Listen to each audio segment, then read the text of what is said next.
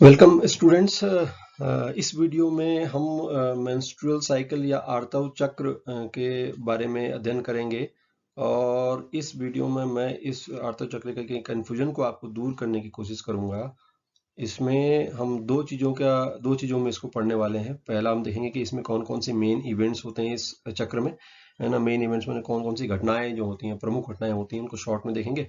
फिर हम देखेंगे कि उसके फेजेस, है ना, प्रावस्थाएं कौन कौन सी होती हैं मेंस्ट्रुअल साइकिल की। अगर ये वीडियो बड़ा होगा तो इसको हम दो भागों में पढ़ेंगे, ठीक है। नेक्स्ट,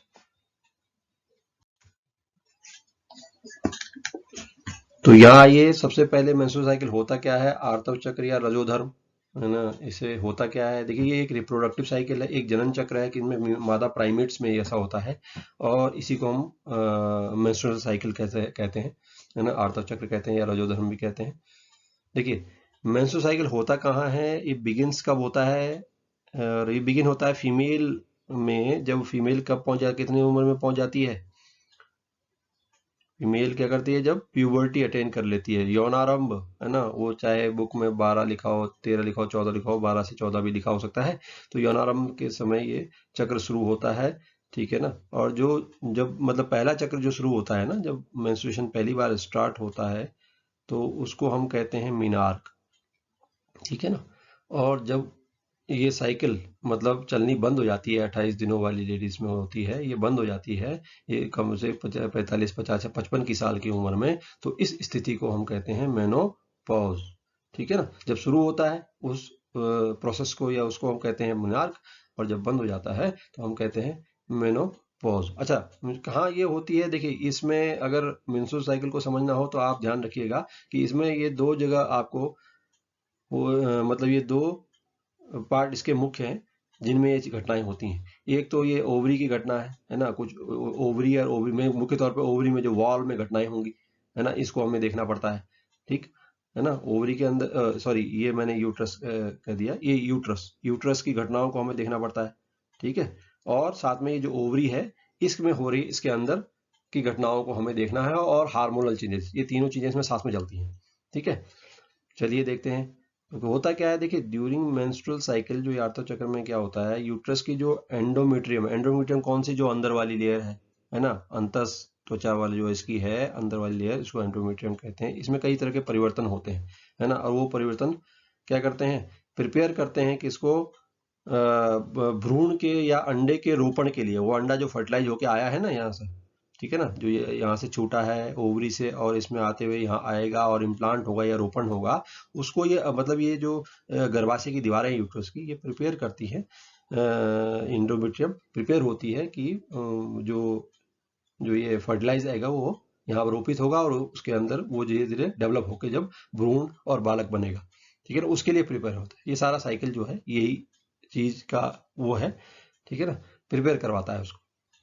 अच्छा, अगर फर्टिलाइजेशन नहीं होता है ना, देखिए इसमें कई परिवर्तन होंगे, वो सब इसी मेंस्ट्रुअल साइकिल के अंदर आते हैं। इसमें जो परिवर्तन होंगे और इस जो ओवरी में जो परिवर्तन होंगे, वो सारे इसी में अंदर आएंगे। लेकिन अगर मान लीजिए फर्टिलाइजेशन, मैंने कहा कि फर्टिलाइजेशन होता है, रोपण होगा, अगर नहीं होता है तब क्या होता है, तो वो भी इस तरह से प्रिपरेशन करता है कि वो फर्टिलाइजेशन अगर नहीं होता है तो जो उसकी अंदर लाइनिंग है सर, जो अंदर एंडोमेट्रियम की, वो टूट जाती है ना। और इसको क्या कहते हैं हम, मेंस्ट्रुएशन, सही मायने में जो मेंस्ट्रुएशन का प्रोसेस, ऋतुस्राव जिसे कहते हैं, वो ये है क्या, कि जो ये इनर लाइनिंग्स एंडोमेट्रियम के अंदर की वॉल टूटना, और इसके जरिए ये बाहर आता है, वेजाइना के जरिए, ब्लड के जरिए ये बाहर आता है, ठीक है ना। तो इसको हम साइकिल के में धीरे धीरे आगे देखेंगे तो आप ज्यादा स्पष्ट हो जाएगी। फिलहाल आप इतना ध्यान रखिए कि इसमें ये दोनों चीजों में हो रहा है, ओवरी में हो रहा है, यूट्रस में हो रहा है, उसकी लाइनिंग में कुछ चेंजेस हो रहे हैं, है ना। ये क्रम से चलता है, 28 दिन के करीब हो सकता है, 26 से 28 दिन का साइकिल है ना, ये रिपीट होता है 26 से 28 दिन बाद। तो इसी को हम मेंस्ट्रुअल साइकिल, तभी तो हम चक्र कह रहे हैं, साइकिल कह रहे हैं।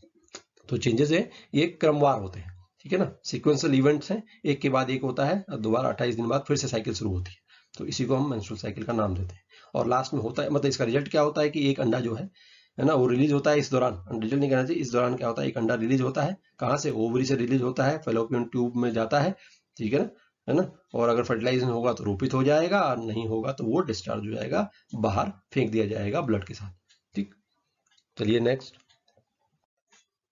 तो मेन इवेंट्स, अच्छा अगर शॉर्ट में समझना हो ना, शॉर्ट में अगर हम आर्तचक्र को समझने की कोशिश करते हैं तो जो मेन इवेंट्स है, मुख्य घटनाएं कौन कौन सी होती हैं आर्तचक्र में, एक चित्र भी मैंने यहाँ बनाया है, तो इसमें भी आप देखिएगा और मैं यहाँ से आपको बताता हूँ कि 1 से चौथे दिन तक या 5वें दिन तक, है ना, क्या होता है, मेंस्ट्रुएशन। मेंस्ट्रुएशन माने ऋतुस्राव, यानी कि वो जो लाइनिंग्स हैं, जो एंडोमेट्रियम है उसकी लाइनिंग्स टूट रही हैं और ब्लड बाहर आ रहा है ना। स्वेडिंग का मतलब वही है कि विघटित करता है जो अंदर की एंडोमेट्रियम की लाइनिंग का टूटना, ठीक है ना। उससे क्या होता है, ब्लड जो है और वो बाहर आने लगता है, ठीक है ना। उसमें म्यूकस भी होता है और कई सेल्स, कोशिकाएं होती हैं जो जो गर्भाशय की जो अंदर की एंडोमेट्रियम लाइनिंग की, ठीक है ना, तो वो बाहर आ जाती है 104 या 5वें दिन तक। फिर क्या होता है, छठे से 13वें दिन तक, छठे से 13वें दिन तक क्या होता है, रिपेयर होता है।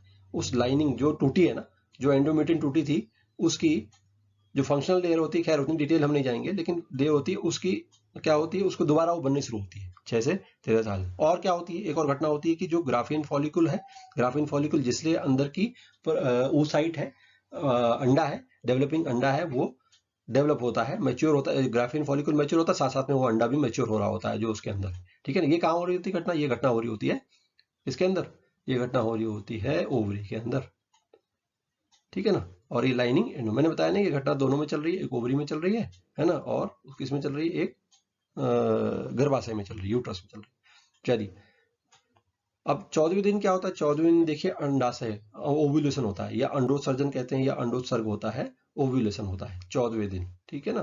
14वें दिन ये घटना होती है जब ग्राफियन फॉलिकल से अंडा छूट जाता है और किसमें आ जाता है, फेलोपियन ट्यूब में आ जाता है।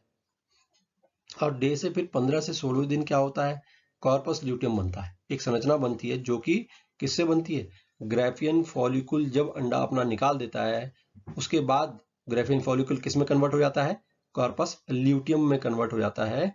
और दूसरी घटना होती है 15 दिन, फर्टिलाइजेशन ऑफ एग, अंडे जो कि छूटा हुआ है उसका निषेचन होने की संभावना बनती है, या अगर निषेचन हो रहा होगा तो इसी दौरान होता है, ठीक है ना। फर्टिलाइजेशन ऑफ एग, ये दो बातें होती है। फिर 20 से 25वें दिन क्या होता है, 20 से 25वें दिन जो है न्यूरोपण होता है, इम्प्लांटेशन होता है, किसका, जो अंडा यूट्रस या जो अंडवाहिनी से चलता हुआ गर्भाशय में आ रहा होता है, गर्भाशय में पहुंचता है, उसका वहां पर रोपण होता है 20वें से 25वें दिन में के अंदर ये हो जाता है ना। और क्या होता है, अगर देखो, अगर तो रोपण हो गया, इसमें दो बातें आपको याद रखनी है। एक तो ये कि अगर फर्टिलाइजेशन हुआ तब क्या क्या बदलाव हो रहे हैं, और एक आपको ध्यान रखना है कि फर्टिलाइजेशन अगर नहीं हुआ तो क्या बदलाव हो रहे हैं, थोड़ा सा डिफरेंस आ जाता है इनमें, ठीक है ना। तो इसीलिए यहाँ पर मैंने दोनों बातें लिख दी कि अगर तो क्या हुआ कि इम्प्लांटेशन तब होगा जब अगर फर्टिलाइजेशन अंडे का हो गया है। फर्टिलाइजेशन आपको याद होगा कहाँ होगा, ampulla region of Fallopian tube में फर्टिलाइजेशन अगर हो गया, ठीक है ना, स्पर्म के साथ वो मिल गया और वो तो वहां से आते हुए वो रोपण के लिए तैयार हो जाते हैं गर्भ, ठीक है ना। अगर अगर नहीं होता है तो क्या, और सॉरी, पहले तो ये देखते हैं अगर होता है तो क्या होता है, साइकिल दोबारा चलती रहेगी, नहीं, जो ये मेंस्ट्रुअल साइकिल है ना जिसके हम पढ़ रहे हैं जिसके बारे में, वो रुक जाती है। कब तक रुकी रहती है, कब तक रुकी रहती है, जब तक कि 9 महीने बाद क्या बोलेंगे, बच्चे का जन्म नहीं होता। ये अगर हम फीमेल, हाँ, ह्यूमन फीमेल की बात करें, ठीक है ना। जब किसी में भी फीमेल में जो भी मादा प्राइमेट वैसा होता है, लेकिन हाँ डिलीवरी का टाइम जो है सबका अलग हो सकता है, तो इसीलिए तो ये कब तक रुक जाती है साइकिल, जब तक कि बच्चे का जन्म नहीं होता तब तक रुकी रहती है, ठीक है ना। और जब बच्चे का जन्म हो जाएगा तो फिर से मादा साइकिल में, जब तक कि वो वही वाली 50 से 55 या 50 साल की एज तक नहीं पहुंचती, तब तक फिर से वो साइकिल 28 दिन वाली फिर चालू हो जाती है, ठीक। चलिए, अब डे से 26 से 28 दिन, इन केस ऑफ फर्टिलाइजेशन दोनों, देखिए अब ये क्या हो रहा है, अगर ये तो आरोपण हो गया तब तो अलग बात है, तब तो साइकिल रुक जाएगी जब तक कि बच्चे का जन्म होता है। लेकिन अगर नहीं होता है, मान ले फर्टिलाइजेशन नहीं हुआ, तब क्या होगा, डे से 26 से 28 दिन क्या होगा, फर्टिलाइजेशन अगर नहीं होता है तो कॉर्पल ल्यूटियम क्या होता है, डिजेनरेट कर जाता है, खत्म हो जाता है, क्षीण कर जाता है, और एक नई साइकिल क्या होती है, शुरू होती है, ठीक है, नई साइकिल शुरू होती है। और अब हम इसको देखते हैं कि क्या क्या इसमें, जैसे मान लीजिए पहली साइकिल जो है, पहला इवेंट जो है, इसको आप थोड़ा देखिए, ये तो मैंने तुमको क्या बताया, ये आपको मैंने समराइज करके बताया कि ये सारी घटनाएं होनी है। अब इनको थोड़ा डिटेल में देखते हैं कैसे। इसको समझने के लिए देखिए, जो प्रावस्थाएं हैं मेंस्ट्रुअल, इसमें हम ये देख रहे हैं मेंस्ट्रुअल फेज की प्रावस्थाएं कौन कौन सी है। देखिए, अगर मेंस्ट्रुअल फेज को मोटे तौर पे समझना हो तो ब्रॉडली, है ना, मोटे तौर पे हम विस्तार से अगर जैसे कहते हैं कि शॉर्ट में अगर समझने की बात करें या कहें कहें ब्रॉडली, अगर इसको कि 2 फेज में डिवाइड करते हैं। आपने अभी हम बात करेंगे, वैसे इसको हम 4 में बांट के देते हैं, लेकिन अगर मोटे तौर पे दिखाएं तो 2 भागों में बात कौन कौन सी यहाँ देखिए। एक तो होता है फॉलिकुलर फेज और एक होता है ल्यूटेल फेज, और बीच में कौन सा फेज है, ये ओव्यूलेशन का फेज है, अंडोत्सर्जन।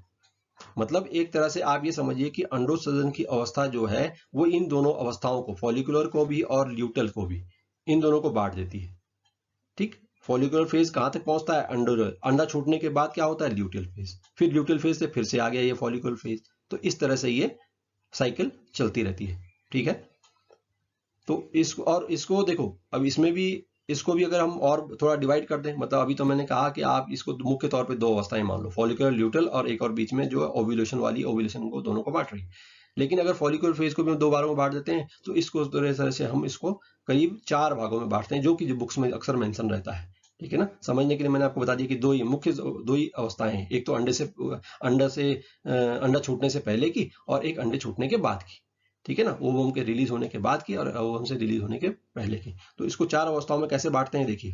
पहली तो अवस्था होती है मेंस्ट्रुअल फेज, जिसे बोलते हैं आर्तव प्रावस्था, ये ब्लीडिंग वाली प्रावस्था, इसकी हम डिटेल आगे देखेंगे। ठीक है ना, फिर दूसरी फेज आती है फॉलिकुलर फेज या प्रोलिफरेटिव फेज, क्रम प्रसारी अवस्था या फॉलिकुलर अवस्था, या इसको हम प्री ओव्यूलेटरी अवस्था भी कह रहे हैं। ठीक है ना, तो ये क्या होती है, बिफोर एग इज रिलीज। अच्छा, इन दोनों को अगर हम इन दोनों के हिसाब से देखें फॉलिकुलर, तो ये दोनों अवस्थाएं कैसी हैं, किसमें है ये इसके अंदर आ गई, फॉलिकुलर के अंदर। ठीक है ना, सारी खेल इसमें क्या है, ग्रेफेन फॉलिकुलर का मैच्योर होना, है ना, तो वो उस अवस्था में हमने इस दोनों को इसमें ले लिया। अगर आप यहाँ ध्यान दीजिए मैंने यहाँ पे भी लिख दिया है क्या, प्री ओव्यूलेटरी, है ना, अंडोत्सर्जन से पहले वाली अवस्था में कौन कौन सी, तो मेंस्ट्रुएशन वाली फेज और एक कौन सी, फॉलिकुलर फेज, जो प्रोलिफरेटरी फेज, कई नाम है इसके, तो हम देखेंगे आगे। ठीक है ना, तो ये हो गया, और एक पोस्ट ओव्यूलेटरी, पश्च अंडोत्सर्ग वाली ल्यूटेल फेज। ठीक है, ये वाली। तो इन दोनों को मिला के हमारी बनती फॉलिकुलर फेज। ठीक है, क्रम प्रसारी और मेंस्ट्रुअल फेज। अच्छा, उसके बाद अगला होता है, हमने इसको भी अलग स्टेज मान लिया यहाँ पर, तो ये हमारा तीसरी स्टेज है, ओव्यूलेटरी फेज। उसके बाद ये आती है ल्यूटियल फेज या प्रोजेस्टेरॉन फेज, सिक्रेटरी फेज, स्रावी फेज, है ना, और इसको पोस्ट ओव्यूलेटरी फेज भी कह रहे हैं, pre menstruation pre menstruation phase भी कह रहे हैं, बहुत सारे इसके नाम हैं और इसकी हम डिटेल आगे देखने वाले हैं। ठीक है ना, ये घटना कब की है, जब अंडा जो है ओवरी से निकल चुका है। और ये वाली घटना कैसी थी, जब अंडा क्या है, अंडा अभी निकला नहीं है। ठीक है ना, उससे पहले की फेज और बाद में अंडा निकल गया और उसके अंडा निकलने के बाद की फेज। ठीक, और अगले साइकिल तक ये खींच जाती है। ड्यूटल फेज कब तक आएगी, और ड्यूटल के बाद फेज के बाद ये फिर से मेंस्ट्रुएशन फेज आ जाएगी। तो ये इस तरह से ये चक्र है, साइकिल है। तो सबसे पहली अवस्था हम देखते हैं कौन सी, पहली है मेंस्ट्रुअल फेज। ठीक है ना, तो मैंने आपको बता दिया उन 4 को भी हम, उन 2 को हम, 2 मुख्य अवस्थाओं को हमने यहाँ पर क्या करा है, यहाँ पर हमने 4 अवस्थाओं में भाग दिया, और पहली अवस्था, उस 4 अवस्थाओं में से पहली अवस्था है मेंस्ट्रुअल फेज, जिसे हम ब्लीडिंग फेज भी कहते हैं। रक्त रसाव होता है, इसमें रक्तस्राव होता है, कहाँ से, वेजाइना से। क्योंकि क्या होता है, क्यों हो रहा होता है, पहले देखिए, पहले इसको में देखते हैं हम इसको थोड़ा डिटेल में। ये कब से कब होता है, 1 से 5वें दिन तक, है ना, 1 से 5वें दिन तक लगभग होती है। इसमें क्या होता है, क्योंकि देखो एक चीज ये समझ लीजिए कि कोई चक्र है, तो अब हम इसको यहाँ से शुरू करें, किसी बुक में ऐसे दिया होगा कि पहले उन्होंने लिख दिया होगा कि प्रोलिफरेटिव फेज पहले लिख दिया होगा, फिर किसी ने लिख दिया होगा कि मेंस्ट्रुअल फेज पहले लिख दिया होगा। तो ये एक्चुअली चक्र है, हम यहाँ शुरू कर रहे हैं, अल्टीमेटली हमें यहीं पहुंचना है, घूम फिर के हमें यहीं तो आना है ना। तो मैं इसको आपको समझा रहा हूँ कहाँ से, मेंस्ट्रुअल फेज से समझा रहा हूँ। ठीक है ना, 1 से 5वां दिन मेंस्ट्रुअल फेज से समझा रहा हूँ। तो बुक में ऐसा भी हो सकता है कि इसको इन्होंने जो पहली फेज किसी का नाम दे दिया हो प्रोलिफरेटिव, फिर दूसरी का इसे दिया हो, लेकिन बात वही है, चक्र आने के बाद वो चारों अवस्थाएं आपको दिखाई गई होंगी। ठीक है ना, चलिए यहाँ देखते हैं कि इसमें होता क्या है। देखिए, अब यहाँ पे मैंने आपको बताया था, या ध्यान रखना कि नॉन फर्टिलाइजेशन और फर्टिलाइजेशन वाला इवेंट में अलग अलग घटनाएं होती हैं।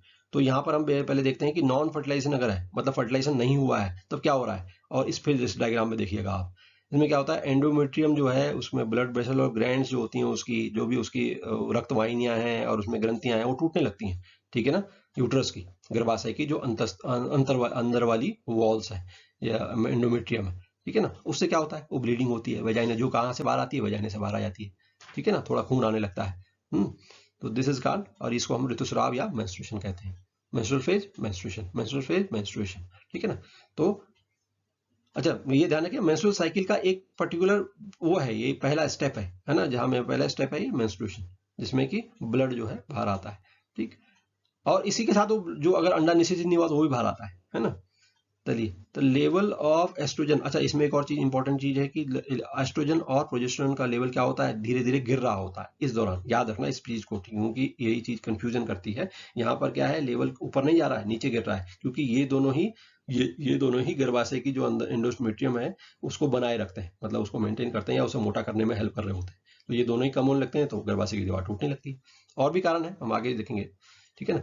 तो लैक ऑफ मेंस्ट्रुअल साइकिल, अच्छा अगर मेंस्ट्रुअल साइकिल मान लो नहीं होता ये ऋतुस्राव, है ना, मान लो ये मेंस्ट्रुएशन नहीं हुआ, है ना, ब्लड नहीं आया या मेंस्ट्रुएशन नहीं हुआ और दीवारें नहीं टूटी, तो क्या मतलब है, इसका मतलब है कि वो लेडी या वो मादा जो है वो प्रेग्नेंट है, ठीक है ना। ये एक निशानी है कि मेंस्ट्रुअल साइकिल अगर रुक गया है ना, वो चक्र अगर रुक गया है तो वो प्रेगनेंसी का साइन हो सकता है। अच्छा, ये डायग्राम बहुत इंपॉर्टेंट है, यहाँ ध्यान दीजिए, एक डायग्राम हर फेज में मैं आपको दिखा रहा हूँ। इस डायग्राम को समझने से पहले मैं यहाँ आपको पहले ही बता दूं कि ये क्या क्या चीजें दिखाता है। देखिए, ये तो दिखा रहा है ओवेरियन साइकिल, मतलब कि ये ओवरी में जो फॉलिकल्स हैं उनमें क्या क्या परिवर्तन हो रहा है। देखिए, फॉलिकल बढ़ रहा है धीरे धीरे, ठीक है ना, और यहाँ पर ये इसने फॉलिकल ने अंडे को छोड़ दिया, फिर ये कॉर्पस ल्यूटियल बन गया और बाद में कॉर्पस एल्बाइकन बन गया।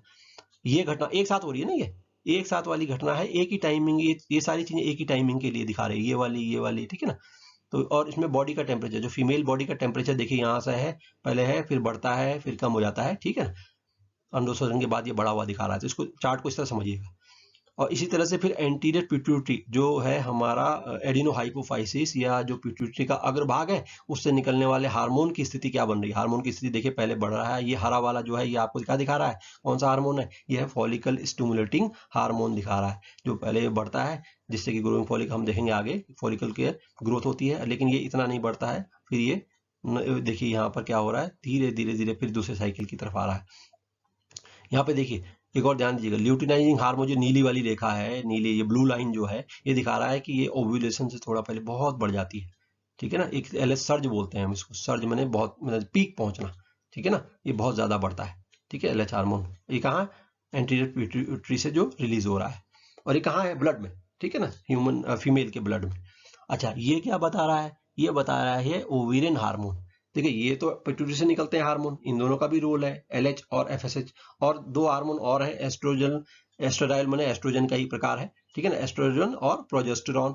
तो इनका क्या स्थिति है, इनकी स्थिति आप देखिए कि एस्ट्रोजन जो है पहले धीरे धीरे धीरे जाके देखो कि ये जो रेखा है कितनी बढ़ गया, ठीक है, फिर ये कम हो जाता है, बहुत कम हो जाता है, फिर दूसरी फेज में फिर से थोड़ा बढ़ता है।